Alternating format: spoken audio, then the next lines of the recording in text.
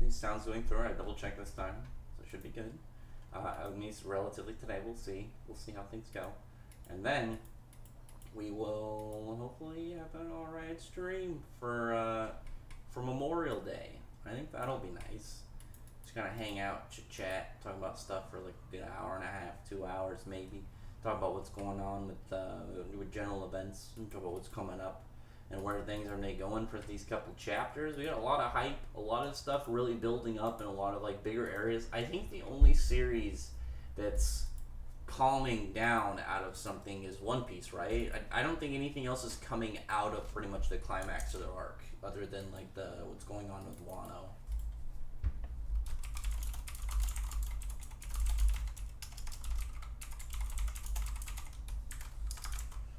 Let's real quick post my stuff on the internets, and I'll post mine on let me post it on my server real quick. What is this? I don't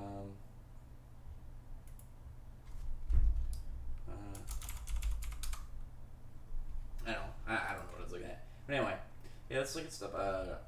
Hello, I'm a big fan. What's going on with you there, Ashizura? How are you doing today? What's going on? What's going on? Things hopefully going well. Hopefully you're getting the chapters that you want and things that could be really kind of moving around in the most hype fashion.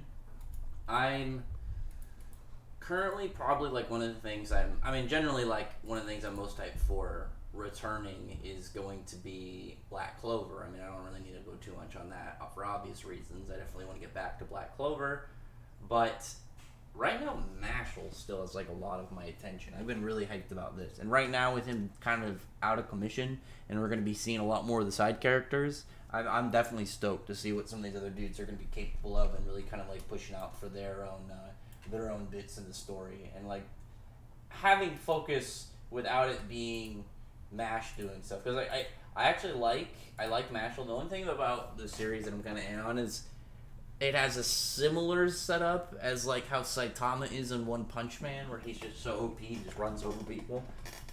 But Mashal has it to where there are some people confirmed above him, and like Mash has to train and get stronger. Like it's close, but it's not so far in the same direction that it takes away any like idea of like a serious like enemy plot, like an actual threat.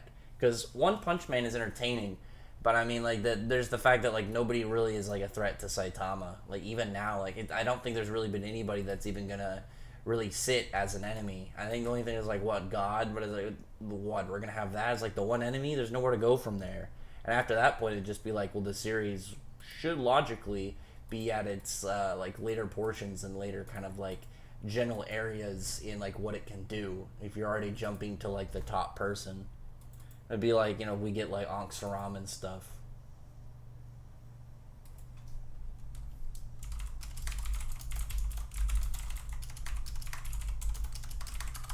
One sec. Anyway, yeah, I know. I hope my keyboard's not too loud in the back. I'm searching with the name of the dude who was making those tournaments to choose correct answer, and he was making jokes, and he was black and was bald. What do you mean? Hang on, the name of the dude who's making those tournaments to choose correct answer. I don't really know what you mean by that.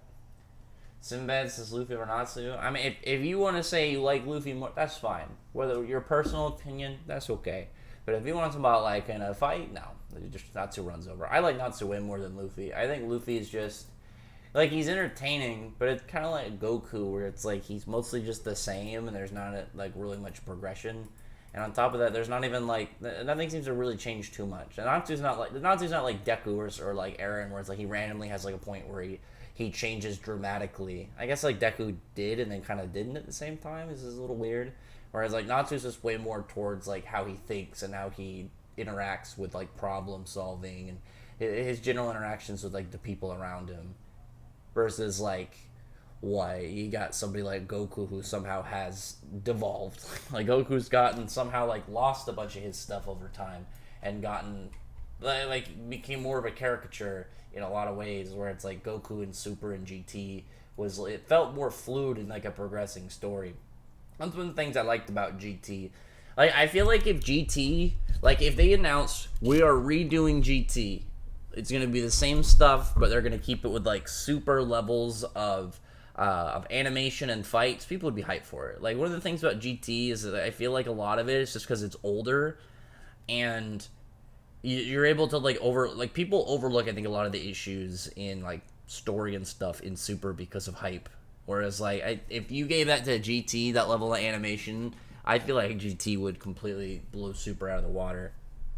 Because like what is the stuff in like that people always would bring up in like in Super? It's specifically like a couple fights, Ultra Instinct and stuff, but it's like Ultra Instinct's not nearly as cool as Super Saiyan 4. That's not a debate. I couldn't say it easier. I'm trying to figure out like who you're talking about though. Saitama's actually much weaker than people claim to be. Well, the thing is like you either look at Saitama as a gag character who can do all this, one-shot people because he's a gag character, not supposed to take him seriously, or you actually take him seriously and you look at like his feats. People act like he can compete with Goku, and it's like Saitama at his most hype is like able to destroy the planet. But I mean, like when Goku's been able to do that since the Saiyan Saga, that is crazy. What's up, JK Network? How's it going? Jared Punch, how are you? Guillotine, how's it going? Those tournaments in TV where there were 2 groups, 5 members each, and they had questions they had to answer it correctly to get points for the team. Is this like Family Feud? Wise can't beat Killer, then Hermit and Wise teaming up to beat him would be cool. Just how strong Killer is. My only weird thing is I like that the Dark Stars are getting some. They're getting some edge in.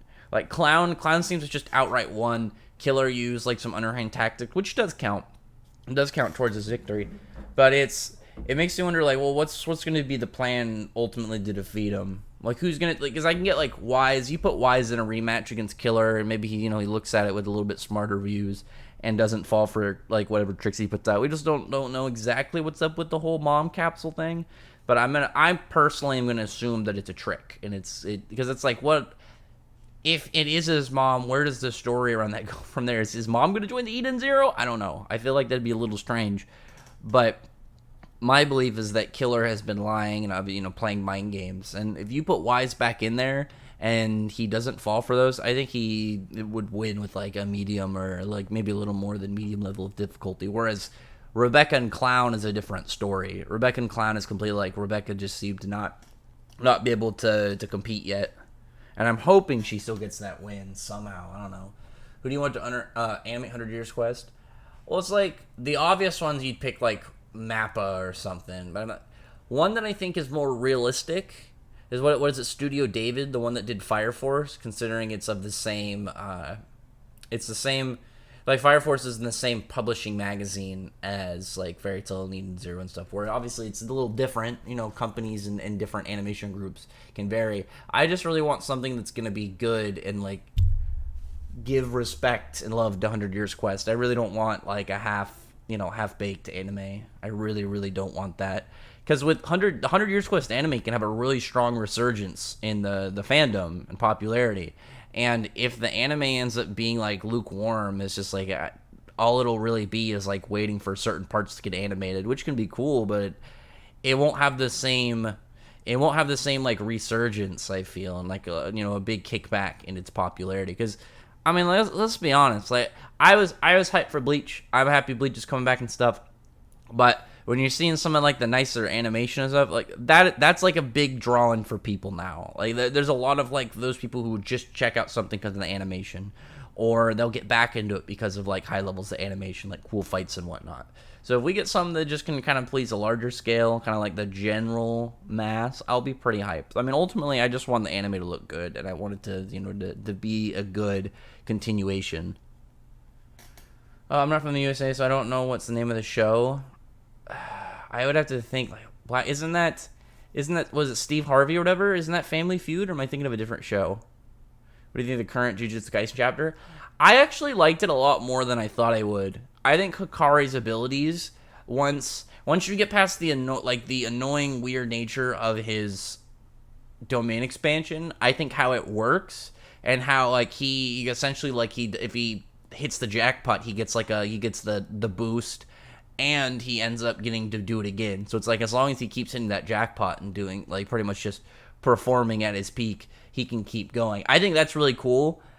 My big thing, though, is I want him to lose. I think this Kishima, whatever his name is, I think this guy needs to win. I really don't like that it's been very villain of the week right now with the Culling game. And I think that this dude is a really good opportunity to show, like, some real threats.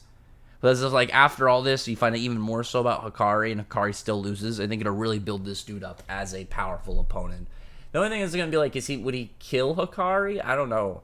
Because, like, it's way more stacked in the protagonist's favor right now. And not just from being the protagonist of the story. But, I mean, you look at him, you got Megumi, you got Yuji, Yuta, and Hikari. Like, those four alone are just, like, those are some of, like, the bigger powerhouses, like, left in the series. So, if this dude Kishima, or, again, I don't know if I'm pronouncing his name right, if he ends up losing, it's, like, really, other than Kenjaku, who's left? Who's really a threat if everybody else is not even close, and the main cast hasn't even really lost anybody yet? They're still all good. Because nobody on the protagonist side looks like, oh, you know, they're out of commission for a short period. Or they lost, or any of that. They've all been pretty fine. And out of the 4, too, I mean, Hikari is the one that I think would be the most likely to lose or die or something. Because it's like, he's not going to get rid of Yuta. He's not going to get rid of Megumi. And Yuji, like, he can't get rid of. Because, like, one, he's the main character. But also, like, there's stuff with, like, Sukuna involved. So it's like, I don't really know what they could do in the terms of that. Dark Stars are far better than the Dark Dragon Slayer Knights. I don't agree with that. I think the Dark Dragon Slayer Knights have been overall much better. The only one that hasn't been looking good is Misaki. But it's like, you look at Suzaku and Kirin, and Haku only lost because he was trying to win a date with Wendy. You take that away and he would have been fine. But at the same time, it's like, it gave him more personality, and I think it made it funny. Like, I think he's pretty goofy. I like him so far. I like when you have characters like that are extremely powerful, but they have just aspects of their personality that kind of nerf them a little bit in, like, funny ways. Nothing, like, too over the top, but just enough with context. Because it's not like Haku himself is just, like, this dude who goes, like, easy on everything and doesn't really put in the work. It's like he has a specific thing for Wendy and was trying really hard not to hurt her. What's up, Crystal Sanders? How are you doing? How are you doing today? Killer and Hermit flashback would be interesting since physically they're both teenagers. That's going to be a weird one. It's like, what are they going to be like in school, like programming class or something? Maybe they'll be like those prodigy kids who it's like, even though they're 15, you know, she's got like, she's halfway done with her doctorate or something. I don't know, something like that, where it's like, you know, these prodigies really smart kids. Why he's moving like Iron Man Mark 10 on that shit? I'm a fan of the Arsenal suits. The Arsenal suits, like, I will say, like, some, like, legit criticism towards one thing about Eden Zero. Not, like, large scale, but specifically about, like, Wise. His Arsenal suits never seem to really do anything. Like, that's something that I really liked when it was introduced, was the Arsenal suit. Because I thought it was really cool he had something outside of his ether gear, but also something that complemented his ether gear. Like, the whole Arsenal suit. One second.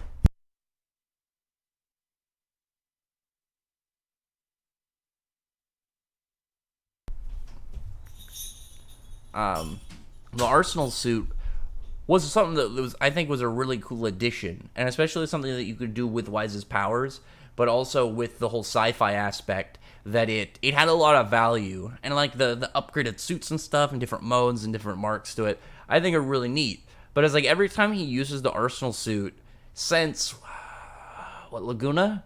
I think since the Laguna fight, I don't think they've really been that useful. I'm trying to think.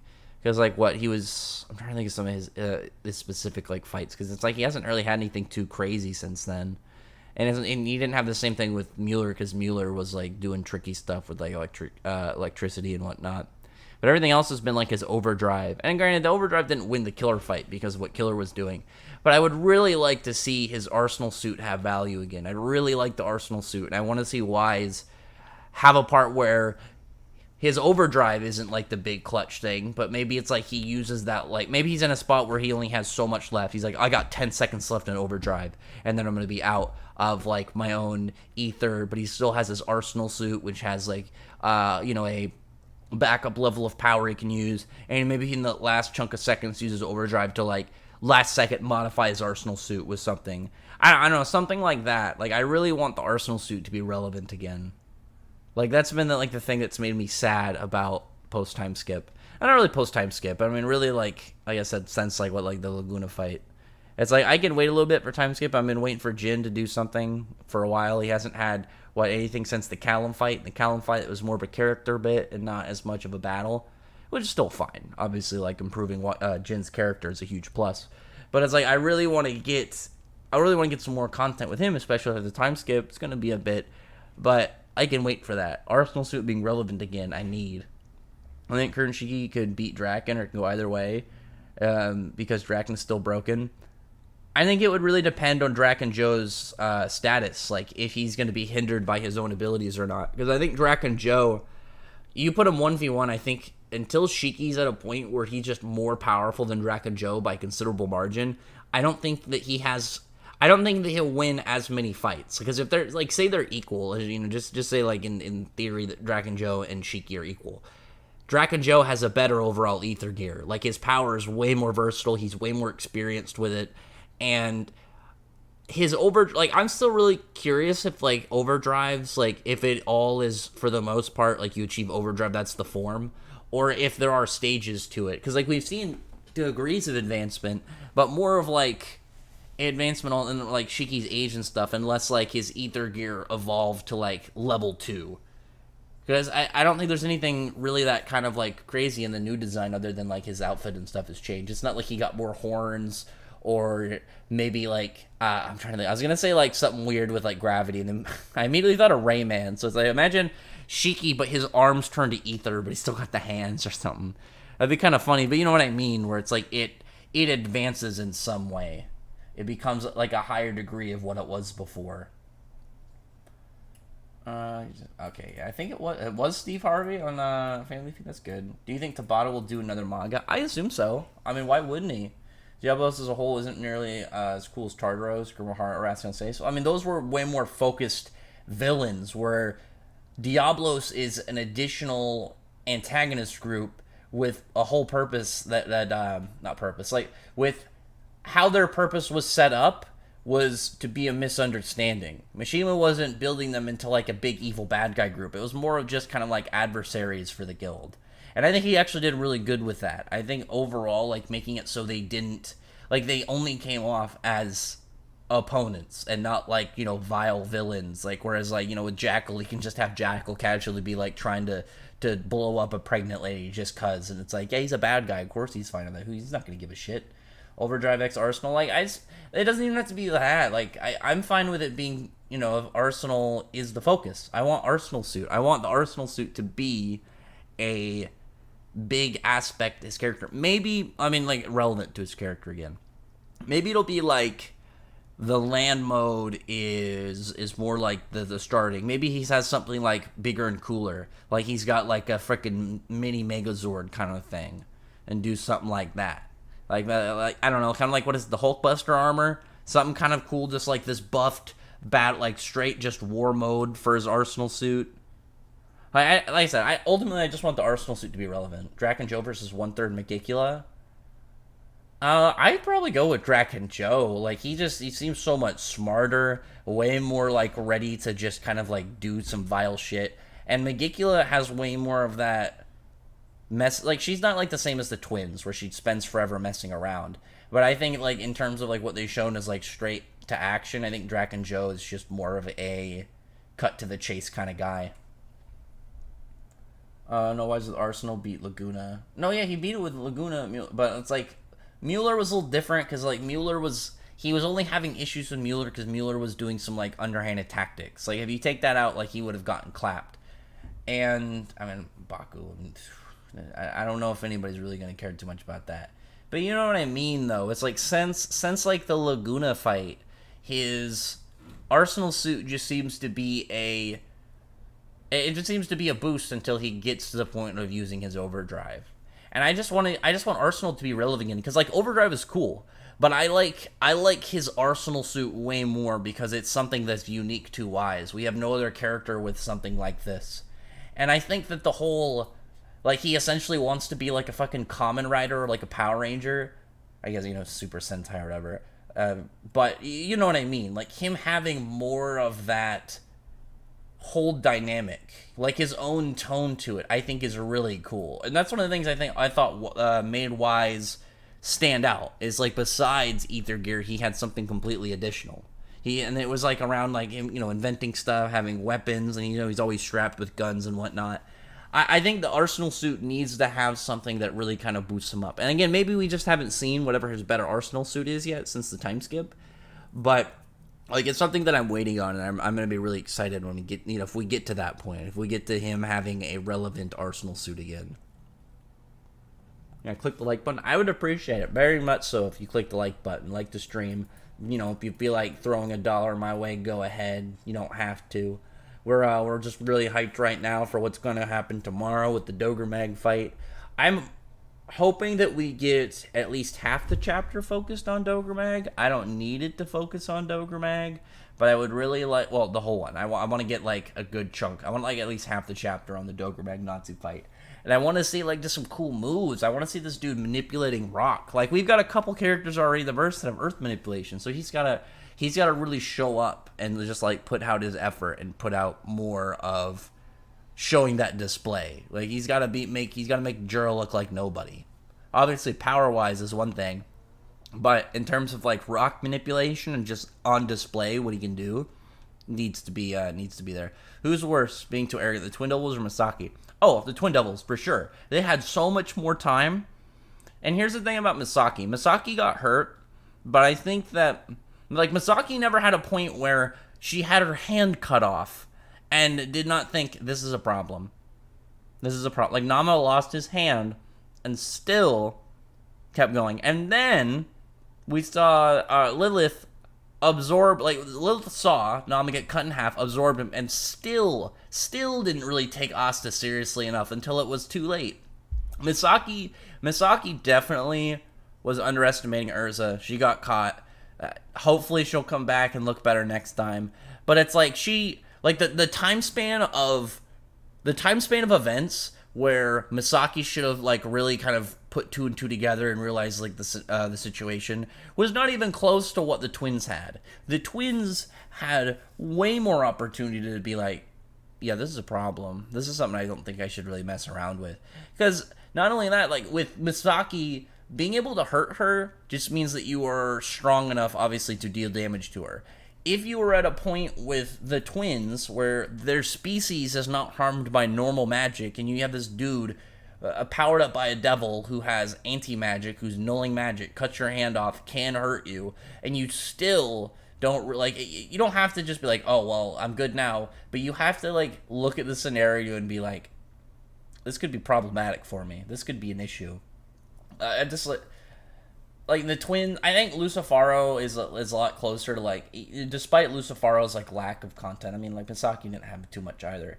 He's more of like a line of like I can look at his general area like Misaki's, whereas like the twins were just terrible. They had so many opportunities and somehow they never picked it up until like the last 3 seconds. That like shit's going south. Unpopular opinion: Karen versus Suzaku. Suzaku and Karen are both pretty sick. I won't put it past you. It was possible. Do you want to see a Monster Soul or Monster Hunter Storm become a full manga? I actually asked the dude who did the Happy spinoff. He also did Buster Keel. I asked him about that. He seemed to be like it was probably never brought up. Like I asked him, I was like, would you ever do like a Monster Soul continuation? And if Mishima said it was okay. I remember it just being like, he's like, well, it's not my work, and I feel like he just it'd probably be awkward to ask. But it's like, I wish so bad he would do it. Like, I actually really like Monster Soul. I always thought that I have the volumes. I always thought that the concepts are really neat. And I like that the main character as like a direwolf was really cool. Sets him apart from like the other characters. Neat. Like a lot of the characters have like prototype fairy tale vibes, but it'd be very easy to take, like just pretty much take them and, keep some aspects, but like change parts of them to, to obviously be their own characters. And maybe you just kind of like tweak them from that version. Maybe give them like different monster setups. Sakura, rival of Grey. I don't really know how you came to that conclusion. What do you think of the theory that Natsu's part 5th gen after eating Atlas Flame, since Atlas Flame's fire doesn't have a physical body? I don't agree with that because Natsu wouldn't have motion sickness anymore. Like, it'd be a little strange. Like, that'd be something that would be more confusing. Like, I can see the logic of that making him a 5th gen, but then at that point, it's like, how is he ever set for motion sickness since then? That'd be a little weird. I'm not at all hyped for Lex versus Kieran unless Lex gets his ass kicked again.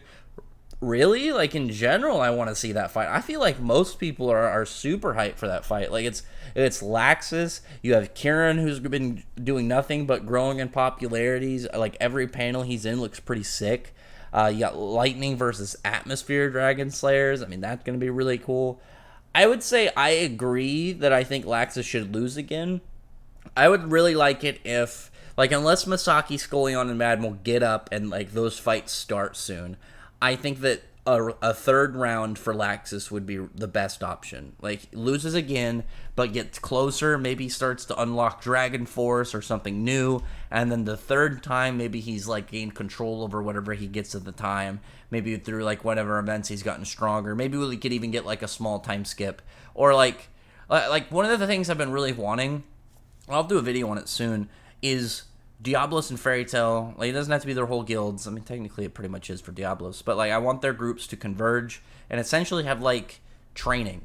Like, imagine, like, we have, like, a short time skip. It doesn't have to be, like, a year. But, like, say, like, a couple weeks.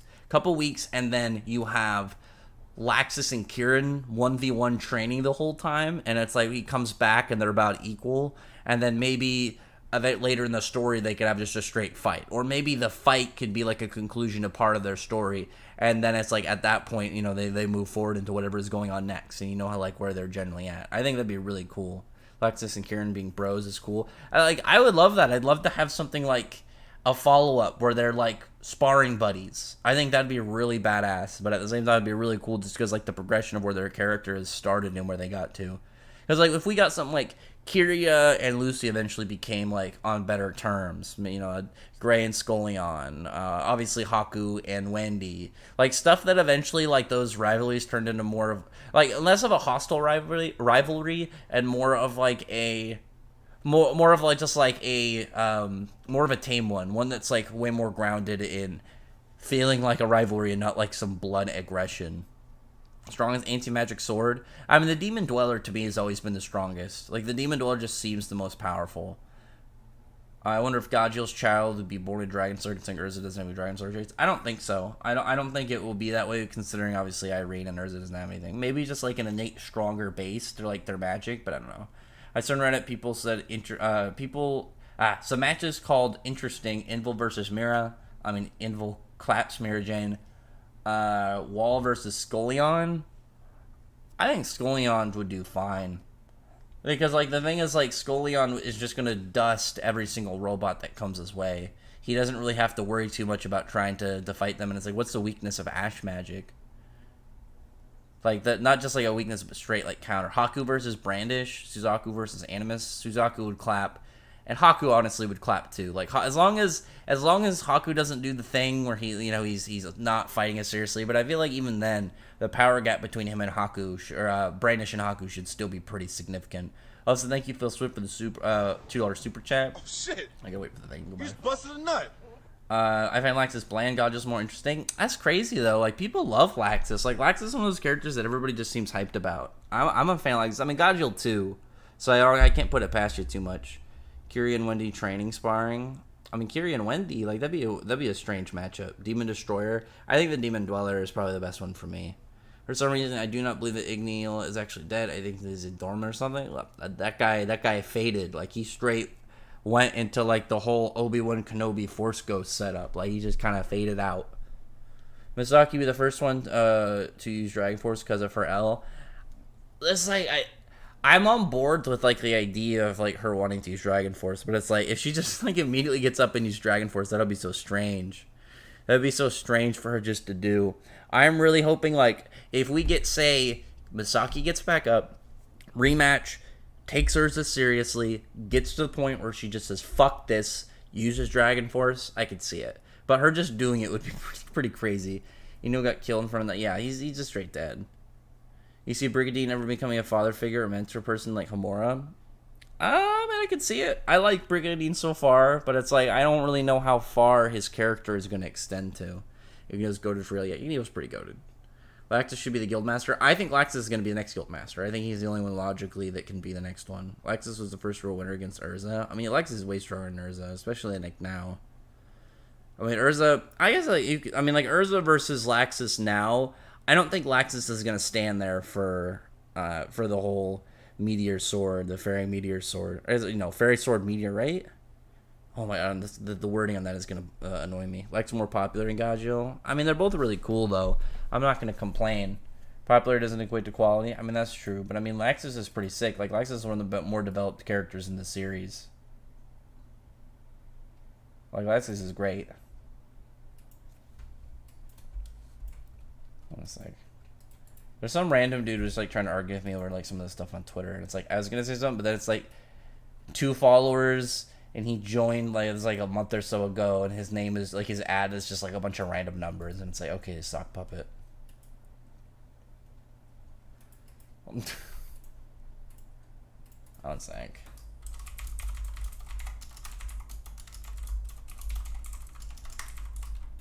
I was, like, arguing with someone that's, like, Wano. Wano has, like, no real personal stakes for Luffy. Like, Luffy's in it, but there's nothing that kind of, like, there's nothing kind of, like, I'm trying to English. Like, obviously, like, Marineford, like, he has stuff on the line. He has stuff that he needs to really look out. There are going to be consequences directly tied to him. Not, like, overarching ones, but, like, ones directly to Luffy as a character with if things don't go in the manner that he's striving for. Whereas with Kaido, it's like, Kaido and him, like, he doesn't have any real long-standing stuff with him. Like, Kaido's an asshole. He doesn't like him for being a shitty dude.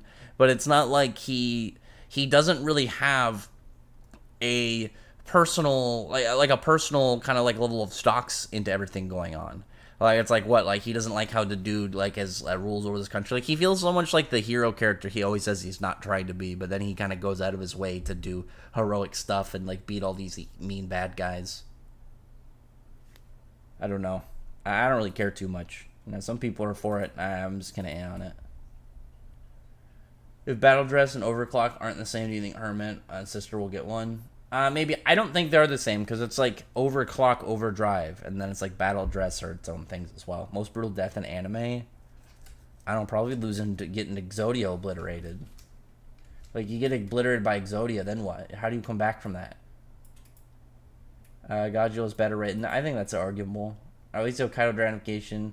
Misaki will be in compare to this Clay dude. I mean, it's Earth, it's not Clay, but I mean, we'll see. I mean, like, the boost is huge, but it's like, I don't like if she did Dragon Force against Urza, I don't really see how Urza would win. Like, that's a nasty jump. That's like a big nasty jump. Shit, you just busted a nut. Thank you for the $2 super chat again, Phil. So, do you think Ignu was weakened when he fought Akinogi? Yes. So the thing is, like, he was absolutely weakened.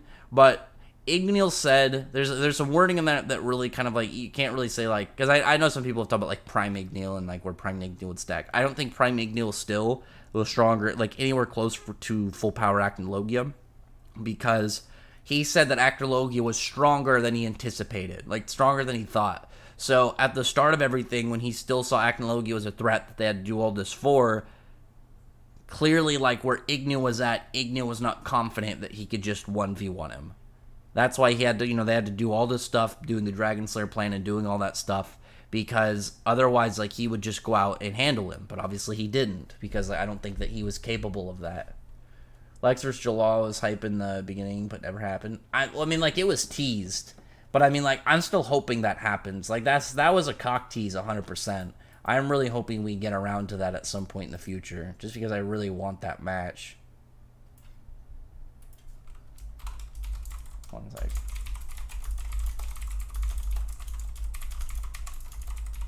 Just argue with more people. It'll never end. If Jalal used Bind Snake on Laxus, would Laxus be screwed? I think Laxus could just break out of it. Heavily weakened. He lost a lot of his power. He had to be at least like half or something. Do you think Hermit and Sister got overclocked to get strong? We'll get overclocked to strong. It depends on what overclock is. Like, overclock is still kind of vague. Like, is it just like it's like a Kaioken thing is kind of like what I've just been anticipating.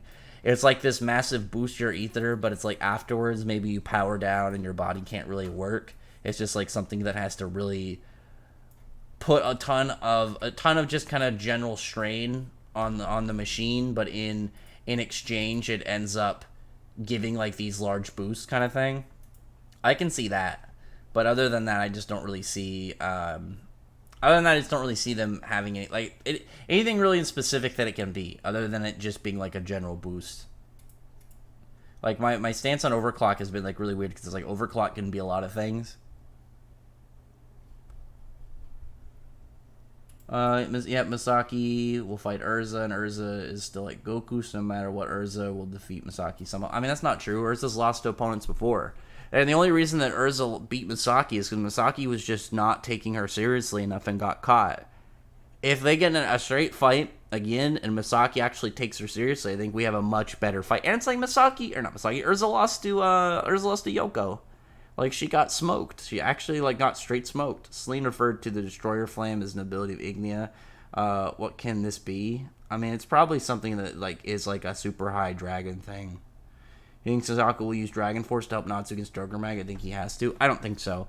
Because we know that, one, it's forbidden in their guild, so, like, he's not going to do it, because out of everybody in Diablos, he seems to be the most for, like, actually, like, the rules and, like, the honor of the guild, and what you'd expect for one of these guys, versus, like, everybody else who seems way more inclined to not care. They're probably, like, I see, like, every other member being more likely to use it than him. Suzaku is a follow. Follow the rules type of guy. Yeah, like, he's gonna follow the rules of his guild because he respects the rules of his guild and like any other ruling. If Celine tells him to, maybe. But other than that, I just don't see him. I don't see him doing a. Thank you for the new subscriber, Wandering Swordsman. Appreciate you, my guy. But it's like I don't think he has like the. I don't think he has the mentality just to do it. I don't think he's just gonna use Dragon Force, go into this dragon mode, and then just kind of go crazy off that. I think that there has to be, like, something very specific to do it for him. There's this dude who's been, like, stalking my comments for, like, weeks. This, like, Marcus dude. It's like, he doesn't follow me, but, like, I'll randomly see him in my stuff all the time. And I don't think we have any mutuals, so this dude just every once in a while comes and checks on my stuff. I'm not gonna say he can't. My shit's open to the public, but still, I'm just like, bruv, calm down. And people were like, all the One Piece fans are very salty about Kaido. Like, he got like a page and a half of backstory. Like, he's cool to a degree, but I mean, like, outside of that, it's just I don't know. I don't find him that interesting. Like, in terms of like his overall story, I mean, in terms of just being like a powerful bad guy, he's neat, but I mean, that's about it. Like, that's about it for, like, where he kind of sits at for me. I don't know about other people, but it's just like, eh. I mean, Goku was losing sometimes, but in the end, he was winning. I mean, you can say that about, like, 99% of protagonists. Oh, shit! You just busted a nut! Oh, hang on. Is that another one? It's another super chat. It didn't show. Okay, there we go. I was going to say, it didn't show up on my thing. Oh, thank you again, Phil Swift, for the $5 last donate. What is your favorite fairy tale fan fiction? Mine is probably Even the Dragon King Has Feelings. It's too well written to be a fanfic. I don't really read fan fictions, but what is that one? There was that one that guy did like a fan chapter, and it had like Ignia Celine, and like it ended with Acnologia, and it's stuff about like E&D and whatnot. I thought that was really interesting because like some of that is actually laying out, like it's not like full one for one, but there's a lot of stuff in there that actually like aligns with like events. Like we did get Laxus and stuff, Godjill in the current events. No Mira Jane, I remember Mira Jane being in there, and then Celine and Ignia working together is still like an odd area. Chapter tomorrow, an Obi-Wan episode Wednesday. Will be eating good this week. I haven't watched any of the Obi-Wan show. Like, I don't know. My love for Star Wars has been irreparably damaged after the Disney Star Wars. Like they hurt my love for Star Wars beyond what I feel like it can recover from. Fairness related to Jalal can happen. I don't really like that idea though, because it's like Jalal's fine where he's at. I don't think he needs like a Dragon God connection. What do you think of new? What do you think? Do you think we'll get new antagonists besides Diablo? I mean, we still or Diablos, not Diablo. We still have the whole White Wizard and Rebellious going on somewhere. What's your favorite alien from Ben 10? Ghost Freak was one of the ones I always really liked, and it's one of the ones I remember the name, like the Ectoneurites. I remember all it really needs is like one strand of DNA, and they could become sentient just by the other species work. Other than that, because that was my favorite. I always thought just like him being able to turn into a ghost, pretty much, was really badass. Upgrade was really cool. Like a lot, like some of like the more versatile ones I thought were really great. But like, Wrath was really cool. Like the original one where he's like got the WWE voice, and then it changed his design to be all weird looking. But he was really sick too. Actually, since Selena's dying, Suzaku will try to kill her since he doesn't like her anyway. I don't think he's gonna do that. I don't think he's gonna try and finish her off. That doesn't seem like something Suzaku would really want to do. I don't know. Like that. It's on the table, but it's like, at least from what we've seen, I don't think Suzaku is gonna do that. Like just like finishing off an opponent on the ground like that, I don't think that's his way. He seems way more honorable. But I mean, like, it could happen. Maybe his like want to avenge Georg will outweigh that aspect of him. I don't think so though. I'd be really sad if we lose Selene that way. I'd be pretty bummed out if Selene got out, like, off on the ground. More damage than your interest in RWBY. Oh my god, that's another one. I don't know which one I've been jaded. Hiccup. I don't know which one I've been jaded on more. I guess probably Star Wars though, because it's like with RWBY, it's just the people who took over, I think, just really lost sight of like the picture. Versus Star Wars, I think they just didn't care, and they're just trying to put stuff out there to make money. Because I'm like, the Disney trilogy felt so much like they were trying to be Marvel, but with Jedi and stuff, and it was just like, I was not a fan of it. I was not on board with it.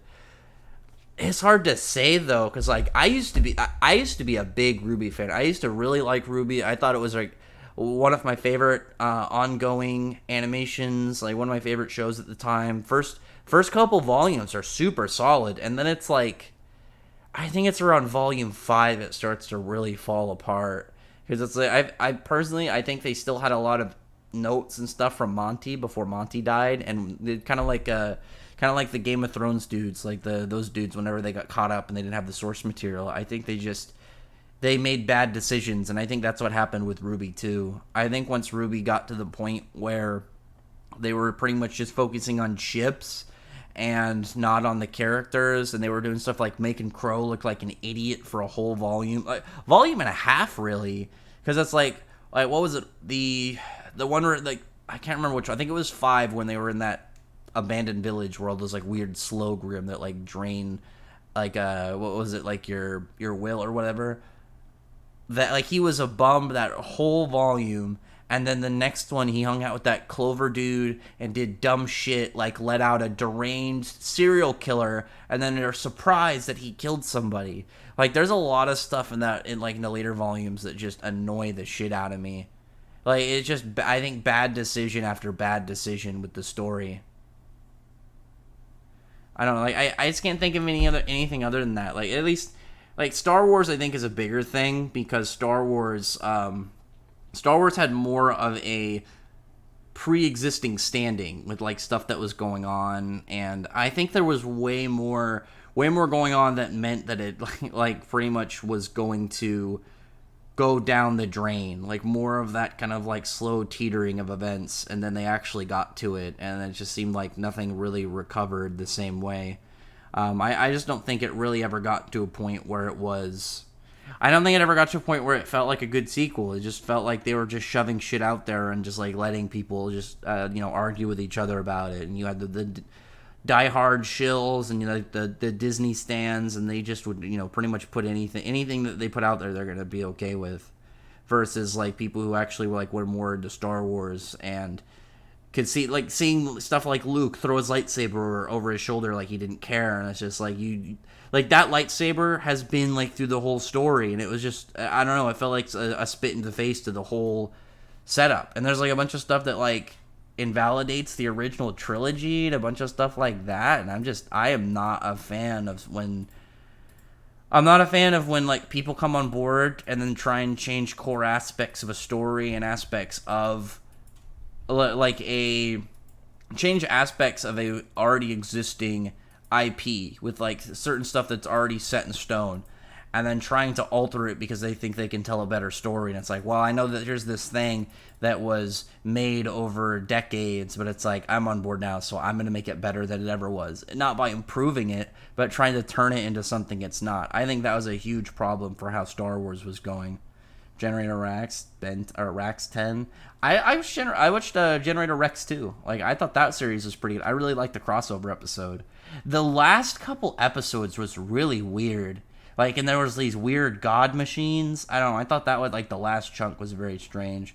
I'd like a drama to be like Jugrim from Bleach. A drama? I don't really know who that is. Oh, Adramalik? Oh, like Jugrim? I don't really know about that. RWBY Volume 7 and 8 made me rage quit. I don't remember which one is which, but I think 7 was where I left off. I think the last time I watched anything was 7. Like, it was the stuff when, like, Penny becoming a maiden, and it's just, like, I don't remember what, like, well, not that I don't remember. I remember what happened near the end. I don't remember, obviously, like, some of the, like, the follow-up bits, but I remember Salem showing up, bringing all her Grim on, like, a big freaking Grim Moby Dick whale, and then, like, they're getting ready to leave, and it's like, you guys did this. Not like you directly did this, but it's like you took out all their best forces and left, like, this kingdom without a lot of its military might and way to defend itself. And you guys are just gonna leave? I don't know. Like stuff like that was just very weird to me. It was so weird when they were doing stuff that seemed really selfish.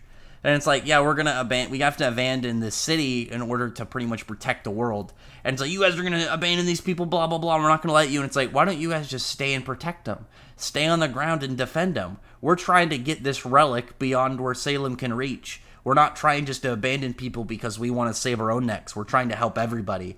And I felt like it was just so stupid. It was such a stupid plot point that they were trying to, like, fight back against this. Because it's like, let them do that. You guys stay on the ground and fight on the ground. Just don't, like, let these guys do their shit. Just don't get in the way. And they word for it. They were just going to keep doing stupid shit. And guess what? It got them in a spot where it's just, things kept going more south.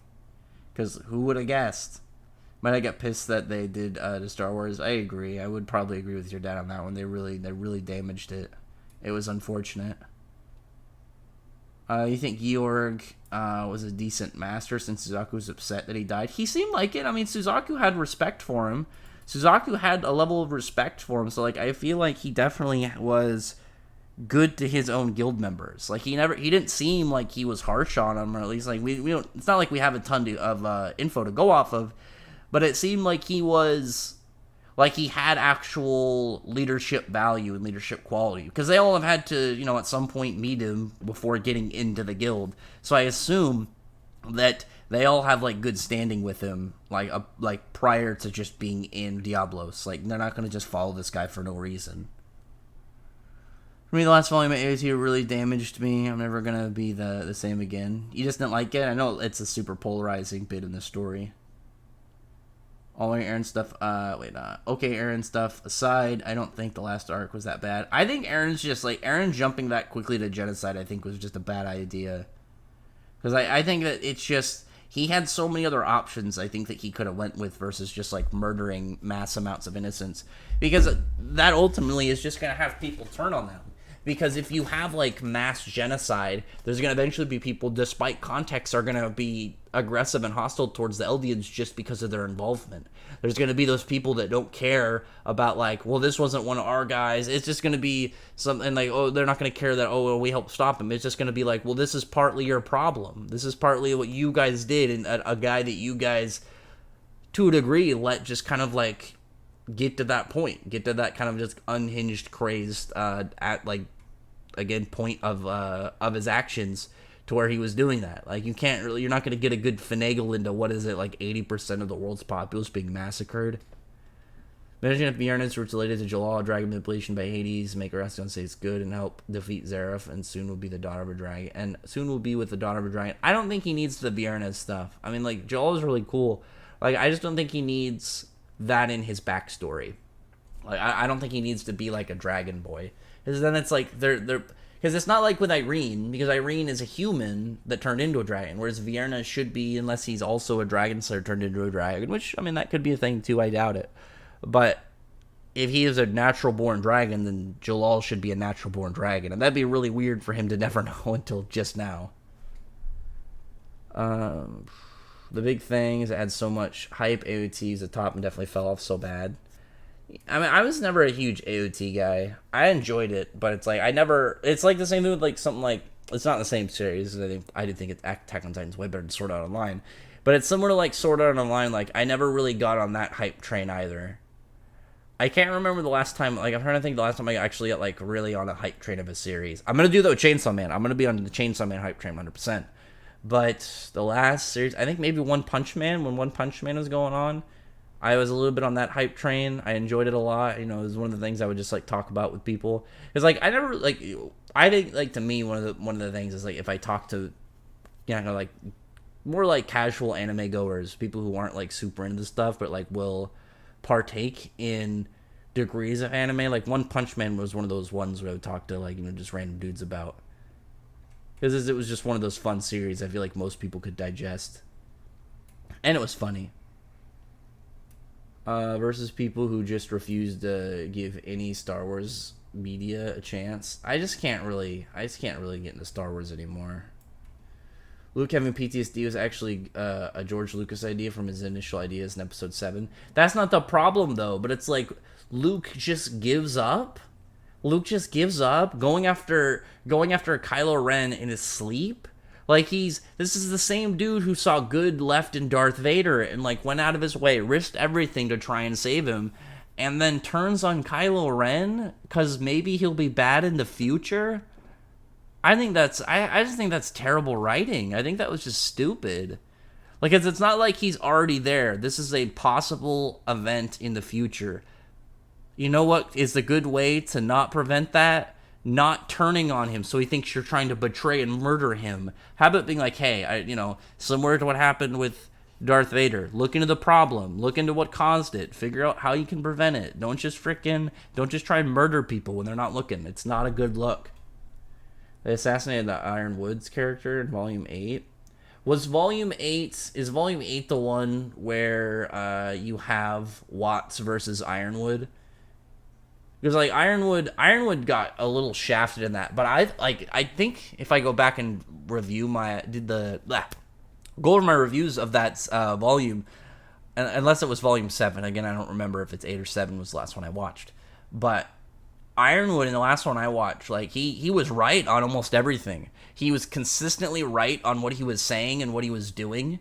And it's just like the characters around him just seemed so fucking stupid, and they just kept making dumb decisions. You have stuff like he's explaining all the stuff about like they're trying to fix like the whole communications tower and everything, and like how their plans are with that. And then you have Blake and Yang who go talk to a fucking local terrorist and then give her information, classified military information that they were given. That they were shared with confidence that they'd be trustworthy. You don't just go around giving people military secrets that you are shared with, especially a random terrorist who like works in a random back room. Like, they're not some like big opposing military group or like something like that. They were a bunch of like random dudes, I guess chicks, who hang out in a warehouse and jump and threaten their country's military. Like, they were terrorists. And they're treated like fucking Robin Hood. It's like Robin Hood gives the presence that he is designed for because the king was a greedy, tyrannical dude who wasn't sharing any of like he was pretty much just keeping everything for himself, not giving back to his people what he should be. So you had a dude who obviously was stealing from the rich, giving to the poor. Like, you had a guy who obviously be a criminal, but he was doing like taking from those who already had a lot and giving it to people who didn't have anything.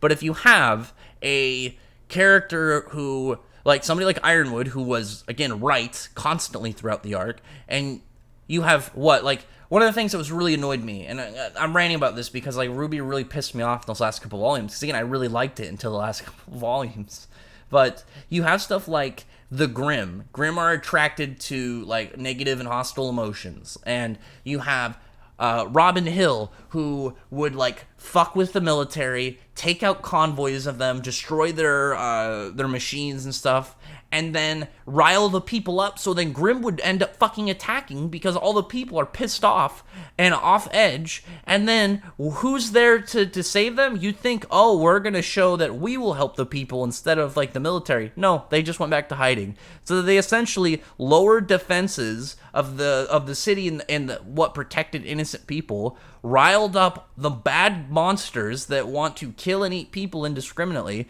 and then went into hiding. It's just like, these guys are fucking morons. They were so much part of the problem. And it's like, I mean, also that, like, they didn't slide the whole frickin' 2016 election stuff slide through anybody. Like, it was very obvious Robin Hill and frickin' Jacques were Hillary and Trump, and it was just so stupid.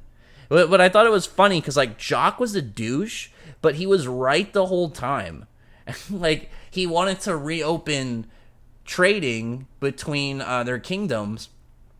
Like, obviously he had, like, a big business reason in mind, but ultimately that would help the economy and all the people, because he had to close a bunch of the stores because they weren't making enough money, and it was more of a detriment to hold a lot of those things open, and they weren't able to provide nearly as much services to the people that they would require.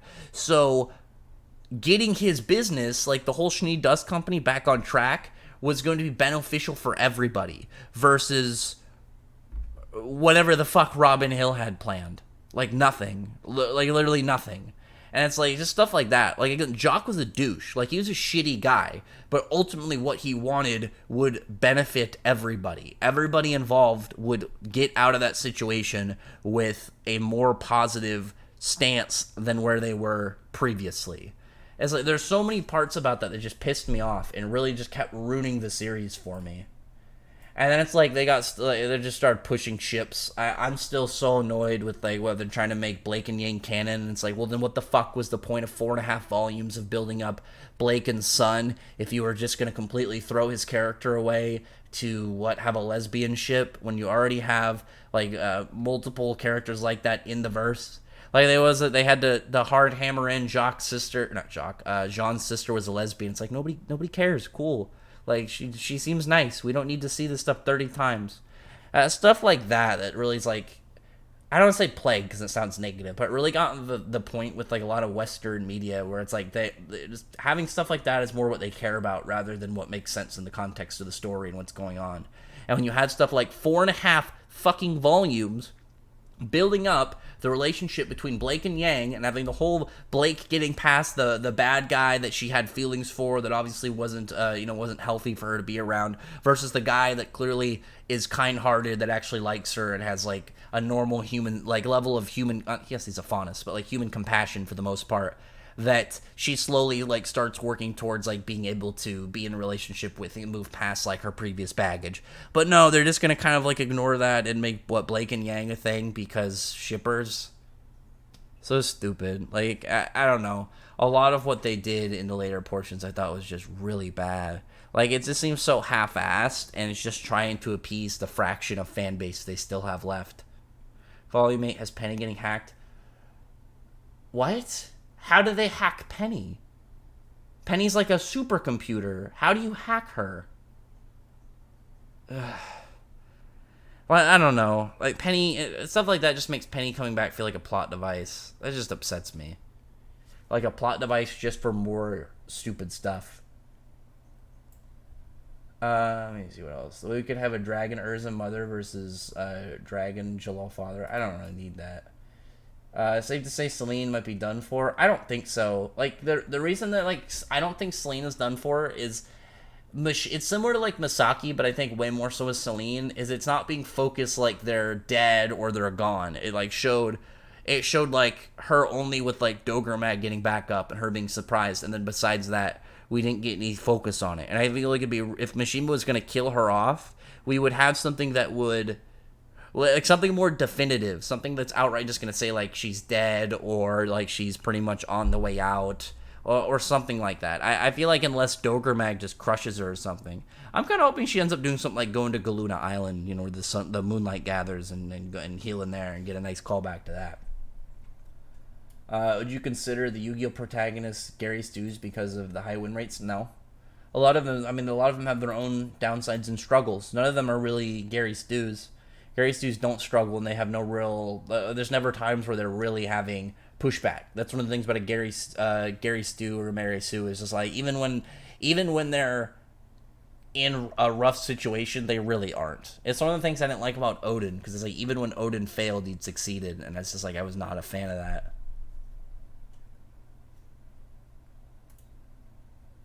Where was I? I'm trying to make sure I don't lose my stuff. I hate the arrogance of Hollywood writers thinking they're better than the best-selling creators. Yeah, I know. It's just like they want to make it their own thing instead of whatever made the thing as popular and big enough to get a movie in the first place. They assassinated Ironwood's character. Oh, yeah, I've heard that too, though. We need more people like Wraith in Fairy Tail. I mean, we already got Wraith. We don't need another Wraith. He was cool, though. You think it's going to happen with Elosaria? I'm hoping Elosaria is going to start doing shit soon, but I mean, like, he better look into what's going on and try and use his Law Dragon powers to figure out what's going on with, like, this back burner stuff with DOGRAMAG and what Ignia's plan is. I think Jujutsu Kaisen is going to, and Demon Slayer, go too crazy with killing off characters. I think there's a degree of it. I think there's a degree of, like, if you're just killing off characters to kill off characters, it can take a, like, it's, like a good contrast, like those or Chainsaw Man versus like the large scale shonen, like a lot of large scale mainstream shonen, is that when you kill off characters, like it's like when you kill off characters and it's like characters are way more mortal and likely to die than like general shonen, then it's like okay, that's cool. Like it's supposed to have that more. You're more likely to die, and sometimes a character can just die abruptly. You know, life is like that sometimes. Which is cool to a degree, but I personally like it way more when they don't kill as many protagonists and stuff off, and they only do it with like lots of build up and stuff that really gives it the impact. Because once you get to the point where, like right now with Jujutsu Kaisen, not the same thing because it's the antagonists, but I'm like I can't really get too invested in a lot of like the bad guys right now. Because a lot of them feel like they're just going to be episodic villains of the week, and I don't want that. Like, what was the lawyer dude? Like, I forgot his name because like I was really really hyped about him, but it's like the second I knew he was kind of just going to leave and go do something else, like a lot of my hype kind of just died off because it's like I don't know if this character's going to come back. I don't know if he's gonna, he's pretty much done with his part of the story. Is he just going to get killed off? Is he going to be one of those guys who just kind of like leaves and is never seen again? Like when you have it that when you get to a degree of like where no character feels safe, it's hard to get invested into new characters.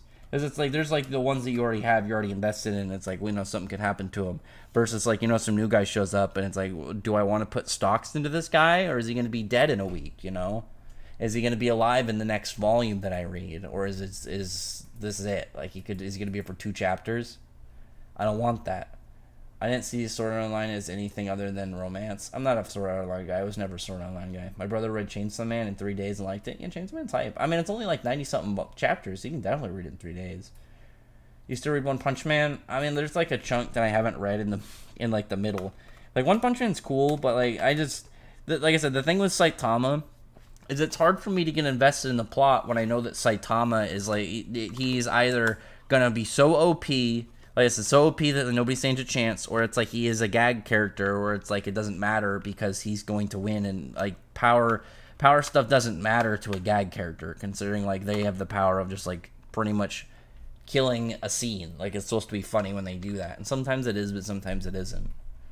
But with like Saitama, I don't know, it cuts all tension when I know like the second he steps out, he's just gonna murder everybody. And it's not like Superman, where Superman ends up like obviously like really powerful and has like a degree of strength above a lot of characters, versus if nobody out there existed stronger than Superman and he didn't have a weakness, like he didn't have a kryptonite or like a magic thing, and you could just beat him, or it's like he could just beat you with like no way of really kind of like working around it. Hang on a second.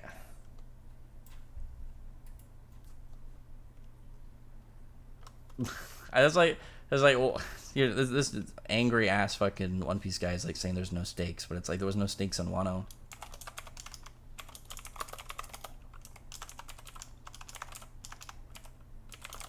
One sec.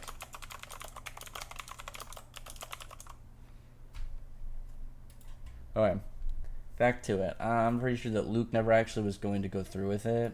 I mean, he was had a lightsaber out and ready to try and chop him in half. I'm pretty sure he's going to go through with it. Everyone's Punch Man really now. I like Garo and Genos and Garo. Yeah, that's pretty much like a lot of people tell me. Genos is cool, but it's like, I don't know. It's like, it's hard for me to get really invested in One Punch Man. Like, I enjoy it, but I'm not too on it. Volume 8 is as after Watts versus Ironwood. And Ironwood threatened to nuke the people of Mantle if they refused to give him Penny. What? Yeah, of course. Of course they made him some deranged psycho guy. Like, the military guy who actually, like, consistently every time put up logic and like looked at it from like a non-emotional standpoint, and then they turn him into some like crazed dude.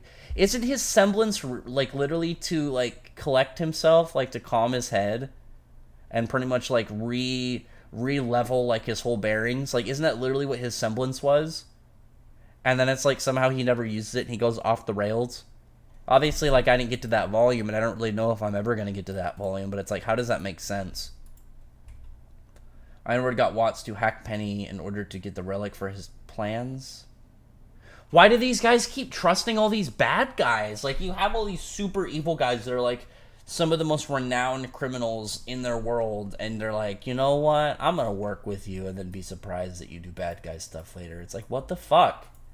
Why do they keep doing that? It's so fucking stupid.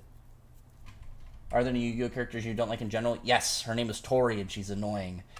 Tori is probably the worst character in all of Yu-Gi-Oh for me. I think that she is beyond any shred of likability. She's annoying. She has zero duels. Like, everything, nothing on screen. Like, the only time you've ever seen her participate in a duel, it's literally at the very end where she's lost, and you don't even know what deck she has. Imagine a character in Yu-Gi-Oh! With zero idea of what her deck is, and never seeing her duel. A main cast member, not a random character. A main cast member. And that's why, like, she is the worst. She's the worst one to me. It doesn't, like, it's like, she just, there's no point to her existing in the story. Zero. How would Ajo beat a Kanon because magma beats sand? I mean, at that point, it would just depend, like, how much lava is there versus how much sand. You can use enough sand to eventually overtake the lava. It's going to become glass. But every single time you put sand in it, it's going to cool it down because of that heat transfer. So as long as he keeps throwing sand, it's gonna just completely, like, overtake it. It's not like he has infinite lava.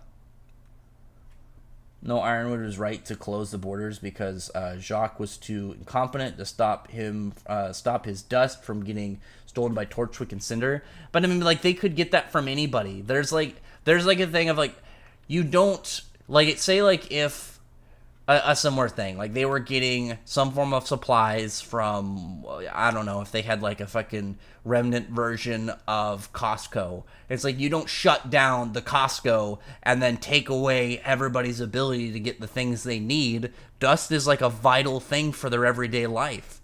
And it's like how all of their machines, how pretty much everything in their society runs and functions. And so if you take that away, because it's like, it didn't get better doing that. It got worse. It got way worse by closing up everything. It was not a good move. Ironwood shouldn't have done that. That was like the only thing that just made me think that was a terrible... Like, I understand from a degree, like, start that out and then, like, fix whatever the problem is. You know, put more checks and balances into place to make sure they can't get more of their dust. But don't just completely say screwed and then be surprised that your people are starting to, like, really suffer, and then it just keeps making the scenario worse and worse. And especially, like, in a world where the emotional state of the masses can affect the monsters. Like, there were times where Grimm were attacking just because the people got riled up. Why would you not want to keep your people safe and, like, you know, complacent and happy? That's just going to by itself, like, save you a lot of trouble. Would the RWBY thing be like Mishima decided not to and Sting were suddenly a thing? it would be like if you had all of the stuff built up for, like, imagine you have all the stuff built up for Juvia and Gray, and then randomly Leon shows back up, and it's not Leon and Juvia. Gray and Leon are going to be gay now, because who knows why. No real build up beforehand. They just have a good relationship. They're close. They're not super close, but they're on good terms. But just because, like, there's somebody shipping him out there and he decides, I'm going to go with that. It'd be like if Mishima, like, for no reason decided to actually go through with, like, the Wise and Laguna thing and just to appease fans, which I think would be lame, versus the stuff that I think makes more sense in context to the story and, like, how things were set up. Do you think Celine, after her escape, might bring back the Beauty Knight? No, I don't think the Moonlight Divinities are coming back. I don't think they'd want to work with Celine again. Kame Ga Kill is really annoying with killing off characters.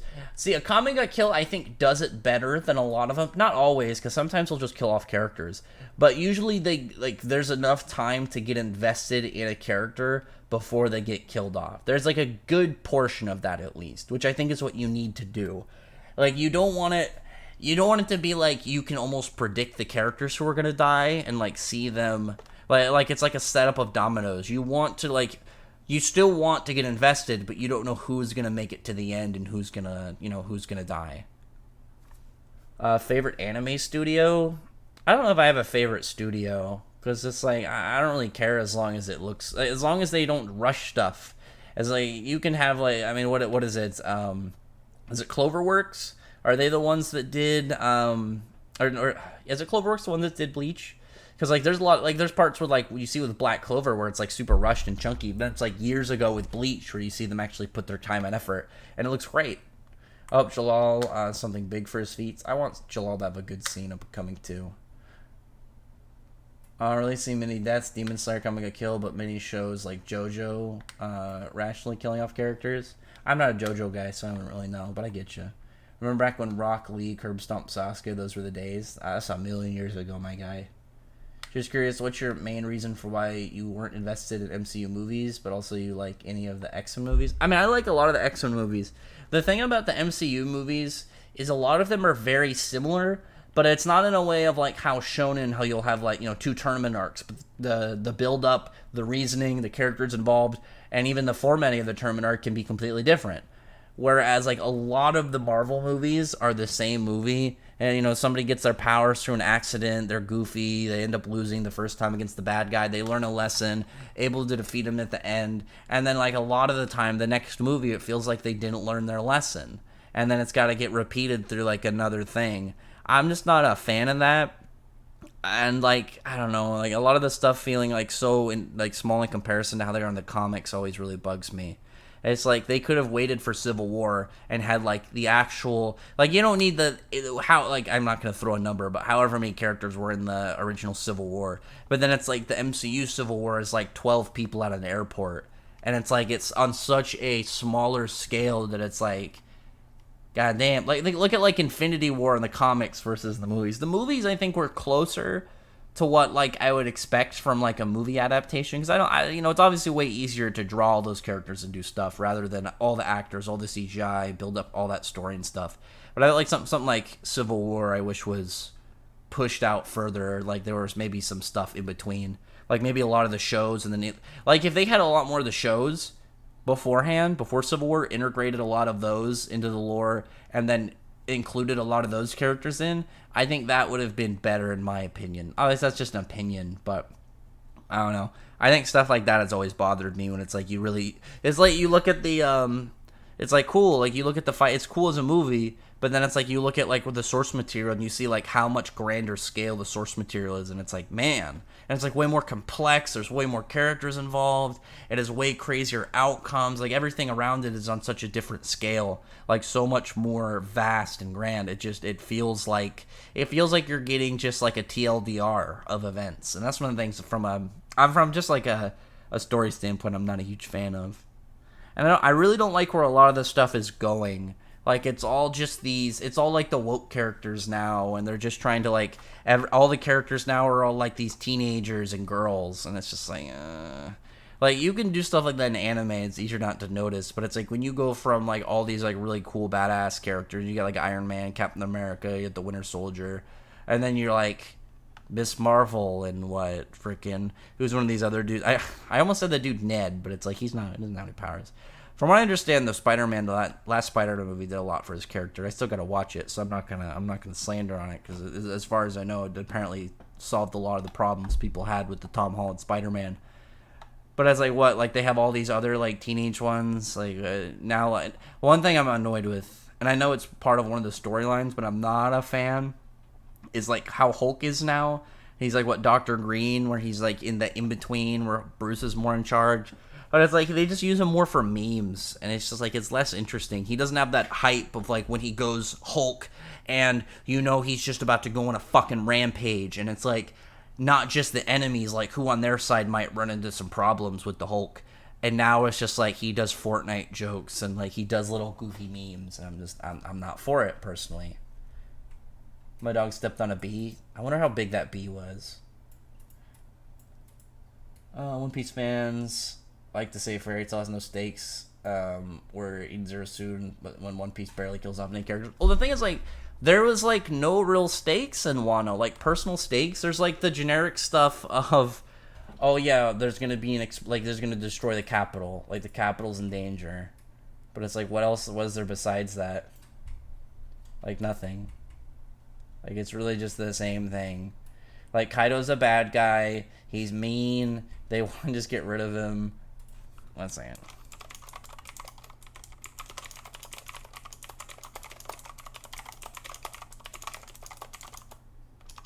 One sec.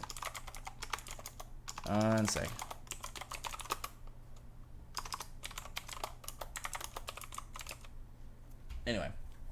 Yeah, I just think, I don't know. I'm not a huge fan. Like, I wish there was more going into why Luffy had a personal reason to beat him. There's, like, the obvious stuff with, like, his journey to become Pirate King, but it's like there really wasn't much for, like, that kind of, like, surface thing that, like, should have that against any powerful opponent, like, in the way of Lion, where it's like, I feel like Kaido should have had something that, like, Luffy would want way more of. Like, imagine if Kaido took his hat. Imagine if Kaido took his straw hat and then, like, didn't tell him where it was. It was a mystery. Nobody knew where it was. And it's like, something as simple as that obviously would mean a lot to Luffy, because, like, the whole, like, promise he had with Shanks. And it's like something like that, where it's like not just something that it would be like Natsu in a scarf. Like, he's gonna be fucking pissed off about it. He's gonna be mad and want to get it back, because it's not just a personal belonging. It has a lot of personal value to him, and a lot of deeper meaning to, like, him as an individual, and, like, where his journey started and stuff like that, and, like, how it connects to his large scale stuff. But it's like, there's nothing about that. Like, it's just, he wants to defeat Kaido because Kaido's a bad guy. Kaido's a douche. Kaido's just, like, you know, he's not giving people food. And then the thing I thought was the funniest is they'll complain about power-ups and, like, talk about friendship and Fairy Tail, but it's like, Luffy got how many power-ups in Wano? And he was, like, matching Kaido's attack, and it wasn't until he started talking about his friends that he was able to overtake it and beat him. And it's like, you guys, are we reading Shonen? Are we reading Shonen now? It resembles his tunnel vision, basically. He'll go along with his plan to matter. What does so? That's why he threatens to nuke the city. That sounds like a terrible power. That's worse than I thought. Like, he just fucking becomes like a robot towards whatever his goal is, and just becomes maniacally insane. They really did him dirty. That makes me sad. What's motivation was pretty much, Ironwood didn't pick my project, so I'm going to fake my death and join Absolute Evil. So he's like a fucking Iron Man MCU villain. Like, he got disrespected once, and then he's like, I'm gonna become a like, pretty much terrorist. Like, I'm gonna become one of the most, like, vile people around. I think that's pretty dumb. Like, that's, you can really tell, I think, a lot of the writing kind of fell off. Like, there could have been a ton of stuff. There could have been stuff, obviously, like, way back that maybe, like, ruined his career. Maybe he was also in the military at one point. Or maybe, like, they were both going to become scientists or whatever. Maybe they had a good childhood, and one of them went towards the military, while one of them went towards, being an inventor. And then just slowly, like, where it kind of turned. Maybe he had to use, like, his military stuff to take him down, because Watts was a threat to the kingdom, and it became more of, like, a security thing. Like, there's stuff you could have easily done, but they just, I don't know. They just don't seem to care. It just seems to be trying to push the IP to keep it up for sales. Like, RWBY really fell off for me. I bet Agil's enjoying his life as Emperor Alvarez. I mean, he's probably doing pretty good. Scoleon versus Agil, I'd give it to Scoleon. Scoleon would just be a better fighter, and I think he's smarter. Murgo's my favorite Dragon God in terms of design and character. He was just a cool dude. Yeah, he seems pretty great. I've been enjoying him a lot, too.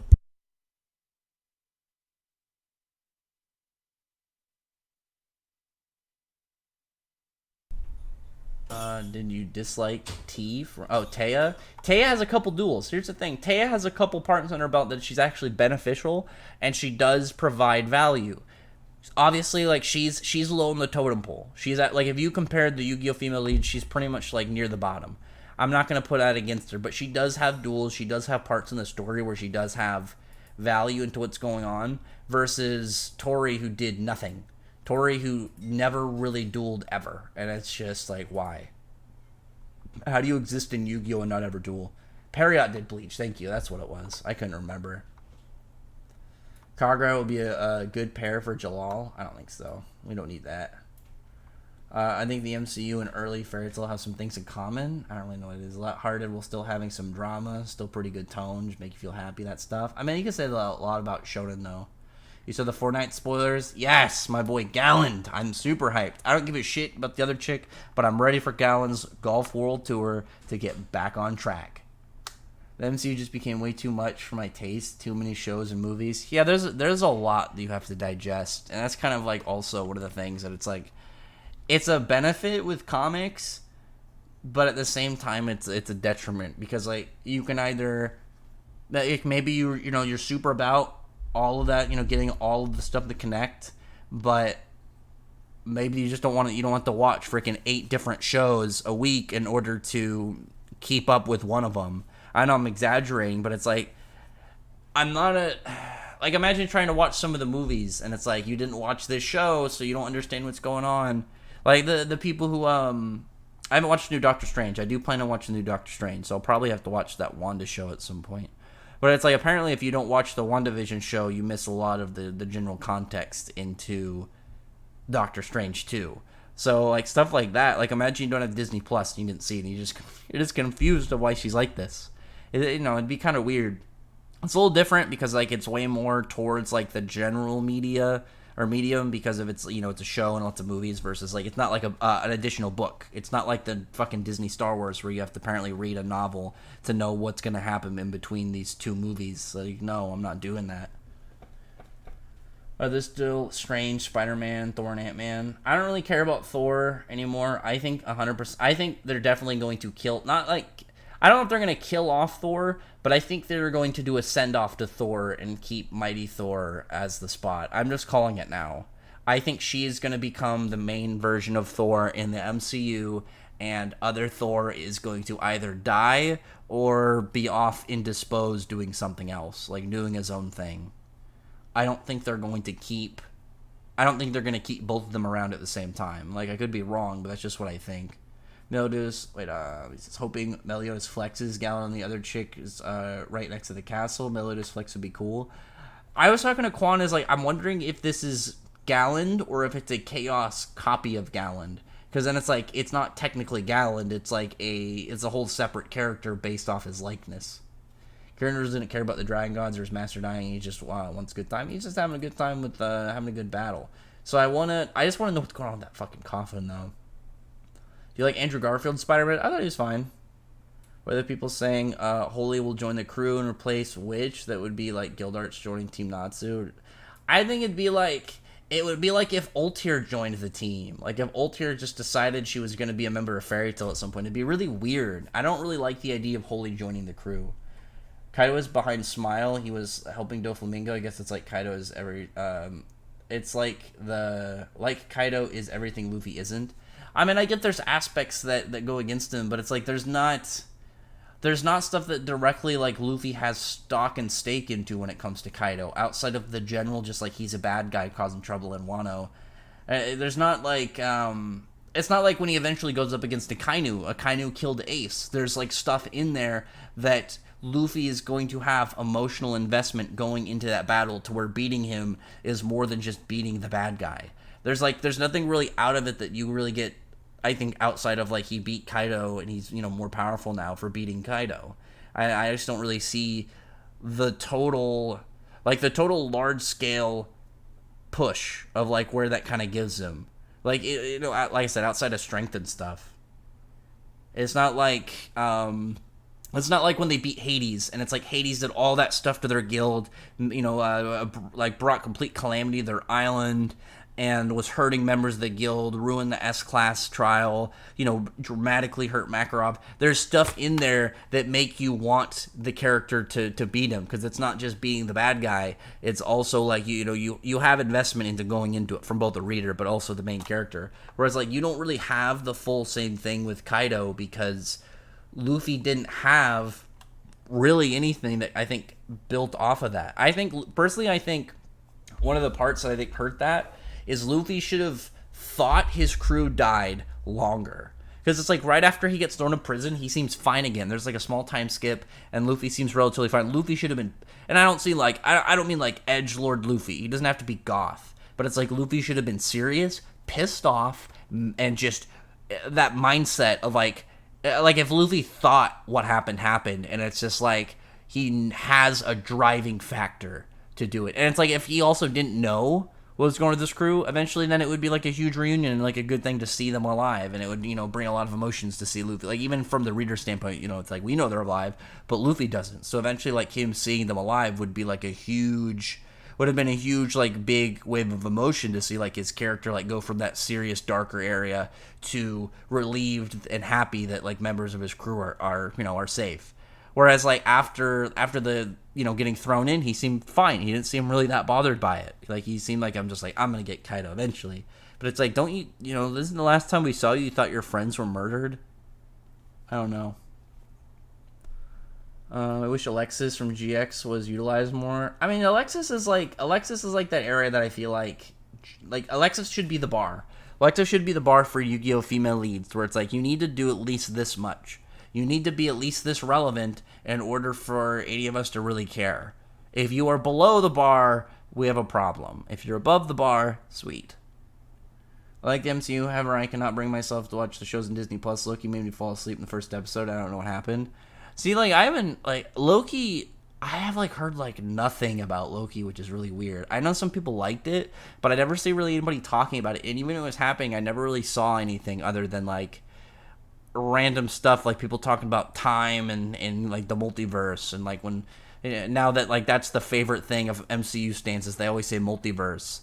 Like, what if we had this, but it was a multiverse of whatever's going on. We had Rugrats hanging out with the wild thornberries again, but bam, here comes in Hey Arnold. Hey Arnold is riding Cat Dog, and then right on top of them, bam, here comes in Rocco. Like, stuff like that. It's like, no, we don't need that. Like, you can have crossovers and stuff, but, like, the goal shouldn't be crossover. That should just be an additional thing. I'm sure Mishima didn't, like, back in the 90s, he was like, I'm gonna do 3 serialized manga back to back just so I could do a crossover series with him one day. It's like, no, I don't think that was the case. I don't think that was the goal. Fairy Tail final season was garbage in terms of animation. So, like, I thought it was way worse the first time. Like, I thought the animation was way worse the first time I watched through, and then rewatching it, I think they touched up on some stuff, like, probably on, like, the Blu-ray versions. But it was a lot better than I remembered. It's not as good as the Tartarus arc. That's 100%. The Tartarus arc looked way better. But it's not as bad as I remember, and I'm really hoping 100 Years Quest is able to get good animation. I really don't want to use Charizard and all that Pokemon now, but I'm playing with a team of Charizard to become what I hate. I actually, like, one thing that with Pokemon, I try and avoid using, like, the really generally used OP ones. Like, I've never really used, like, Gyarados or Charizard or Dragonite or, like anything like that where it's just, like, a really OP Pokemon that everybody seems to use. I don't try to do that. Like, whenever, like, my go-to water Pokemon is Lantern. Like, I go for Chinchou and I get me a Lantern. I'm a big fan. I'm a big fan of that fish. Especially when you get him a Volt Absorb, and then it's like all the electric using people, like AIs, are trying to, like, electrocute it and you just get absorbed. I always thought that was funny. Speaking of Pokemon, I'm tired. you tired of Team Rocket in the anime? I think Team Rocket is like one of those dynamics of like returning characters that I'm actually fine with, because they're usually done in a way that is either they're goofy, they're kind of playing into what you know them for and what they're famous for, and then there's like parts where you get like really good episodes where it's like you're seeing them from a character standpoint. Like remember when they had to let go Arbok and Weezing, like stuff like that, where it's like it makes you like the bad guys. Like stuff like that I think has always been like a plus to keep Jesse and James relevant and not feeling like they're just caricatures of bad guys that every once in a while show up and do some bad guy things. I read that one. I find that I'm typically more hyped about 100 Years Quest comics than the new MCU movies and shows. I can say the same thing, man. I'm always hyped whenever we get 100 Years Quest stuff. Like 100 Years Quest is just like that's what I live for right now. That is the most hype medium for me. Like Mishima keeps like outdoing it. I'm a huge fan of his style. So it's like we're getting more of that 100 Years Quest. We're getting lots of crazy stuff like that with Eden Zero. Maybe some more series like in the future. It's just gonna keep coming in with heat. I'm looking forward to the second Shazam. Yeah, that too. I'm actually looking forward to that. I thought the first one was really fun. I'm more hyped about I'm never gonna pronounce her name. Melascula. Then Galland is more likely somehow revived as a low tier villain or a low tier demon and remade railroad from one low tier demon, and he again will be other than just a Flexon. I mean, I feel like they're just made from chaos. I think they're made from chaos, or they're revived with chaos. And I mean, it's gonna really depend. But I mean, I also assume that he's gonna get flexed on. I'm hoping he just gets like a good little display before we get to that point. Before we get to the point where he ends up getting wrecked, I want him just to do some cool stuff. I want to see Gallen's golf tour return, like I said. Gallen said that after the sins in 4 nights is given power by King Arthur. Oh, good. I mean, that makes sense. Like, what I'm just wondering, it's like, is it Galland, or is it a chaos thing made off of the idea of Galland?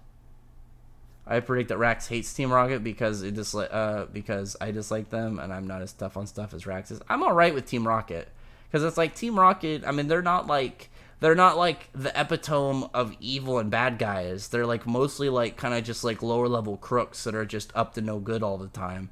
It's not like they're built up to be like the main mega bad guys. Like most of the time Team Rocket they're just kind of like general petty criminals trying to steal Pokemon and stuff. I've always wondered, like, think of like if they didn't just go after Ash and his Pikachu, if they spent their time just being like, what if we just go catch some of these Pokemon? Like there's that one episode with the shiny Metagross. Imagine how much money you would actually make if you caught and sold that. Like, you'd be fucking rich. A shiny Metagross. Like, not a Beldum. Oh, no, not a Beldum. Like, a full Metagross. Metagross is cool, too. That's one of those Pokemon I always thought was amazing. I like that. That's one that every single, it's like Beldum, Matang, and Metagross. Like, those are some of those Pokemon, like, back then I still was like, man, these are awesome. This is like some of like the most peak ones that we've had. So I've always been hyped at seeing like what goes on with them. So it's like, man, a shiny one, you'd be rich. Imagine an interaction between Jin and Tokoyami both being edgy and serious. He'd probably tell Tokoyami to stop being so edgy. He'd be like, dude, just tone it down a little bit. Cytech says that it is Gallant and Melascula enemies that should have been defeated and returned once again. I mean, I get that, but I'm trying to figure, is it like, did he go and get the statue bits of Galland and like reform it into Galland, or did he just take the idea of Galland and like make a version of that out of chaos? Because Arthur should be able to do that. Wano just feels like getting Luffy prepared for the final battles to come. Yeah, it's like a setup arc. I feel like a lot of it. In Kieran's coffin, when Kieran attacks Laxus, we see that the coffin, some of the same visual effects as like Toka did against Jalal. I saw that there was another one, and I'd have to go back and look exactly which chapter, but it has more to do with, I think, draining and like messing with the magic in your body. But I mean, that's going to be the question of then, like, what happens with Rebellious, and like, is Kieran connected to them? Is he part of Rebellious? Did he kill the leader of Rebellious? Is it just a coincidence with like the visual effects of how that looks when he's attacking? What about Akiza? I mean, she's pretty solid. She knows what she's doing. Imagine another universe there was B that stepped on a dog. Yeah, Amber Heard over on that one. What if the universe where a bee says that Amber Heard stepped on its dog, or like a dog stepped on Amber Heard and then a bee flew by? Who knows? People really think, oh my god, Earphone Jack is gonna get killed off for One for All. Like, Corey doesn't have it in him to do it. Plus, I would hate it. I don't know, man. Like, she's in a spot where like I could see her dying. Like, I could easily see him just killing off a bunch of side characters in this final arc. Oh, hey, hi. Fuck, that was a thick yawn. But, we're talking about My Hero, and a yawn came over me. But, with that, though, it's like, one thing about My Hero is they don't have, like, built-in durability. They don't have something like Monoskin or, hockey, or just, like, some wizards, like the Dragon Slayers, or whatever their boosts are with other characters. It's just, like, they have their base body, and there's, like, a degree of some characters having a stronger body. Like, Totoro gets slapped into a building, and is pretty fine, for the most part. But it's, like, Earphone Jack, like, she doesn't have any of that. She should die off of, like, the first attack. Like, the first attack that makes contact with her, I feel like she should be dead. Not to Reserve was more character meaning than I think about it. Yeah, it's way more. It was way less choreography and like big explosions, and way more like character emotional stakes and what was going on with them as individuals and stuff. I recommend Pokemon Team Rocket Edition to be a ROM hack from Pokemon Fire Red, and you play as Team Rocket member. It would depend if they had a Pokemon that I want, because like Team Rocket has some of like the least interesting Pokemon to use. Like they have like the same handful of like stuff that they're gonna utilize versus like some of the other teams I think have way better setups. I think Team Rocket had some of like the more lukewarm Pokemon to use. It's like half of them are Weezing, Arbok, and like Raticate. It's just like, how about you use something useful? I mean, like every Pokemon is technically useful, but it's like, how about you diversify yourself?